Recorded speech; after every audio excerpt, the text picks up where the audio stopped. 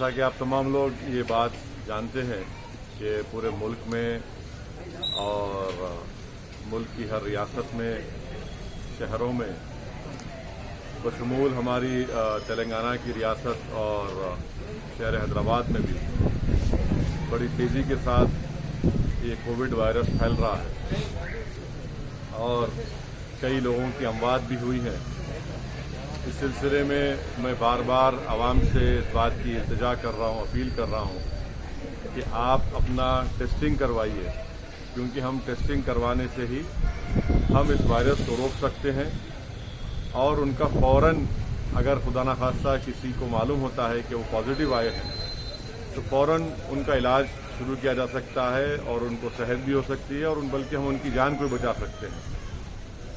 इसीलिए आज मैं खुद हैदराबाद पार्लिमानी हलक़े में चार मीनार यूनानी दवाखाने में जो तेलंगाना हुकूमत की तरफ से जो RT-PCR टेस्टिंग हो रही है, मैं आज वहां पर गया और ख़ुद अपना टेस्ट करवाया हूं और साथ ही साथ तालाब कट्टे में जो आप देख रहे हैं कि अर्बन प्राइमरी हेल्थ सेंटर है, यहां पर एंटीजन का टेस्टिंग भी हो रही है।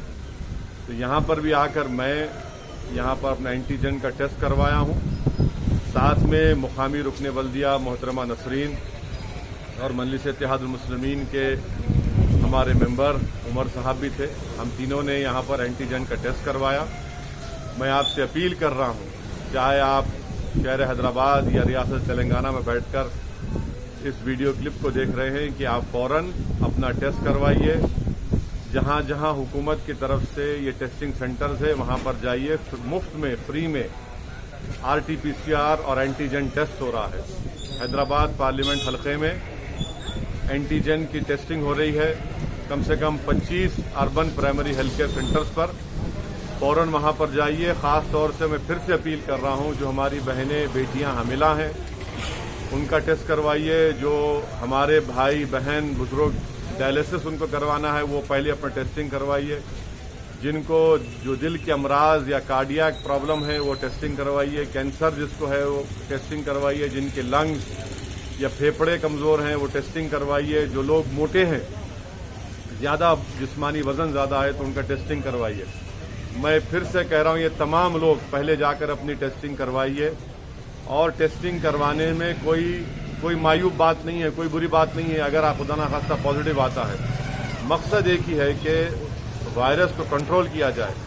वायरस को कंट्रोल कैसे कर सकते हैं? टेस्टिंग से कर सकते हैं, सोशल डिस्टेंसिंग से कर सकते हैं। जब बाहर निकलेंगे तो हम अपने चेहरों पर मास्क लगाएं और फौरन दवाखाने को अपने दोस्त अहबाब रिश्तेदारों को लेकर जाएं। ये अहम चीज़ों पर आपको गौर करना है और इस पर सख्ती से अमल करना है।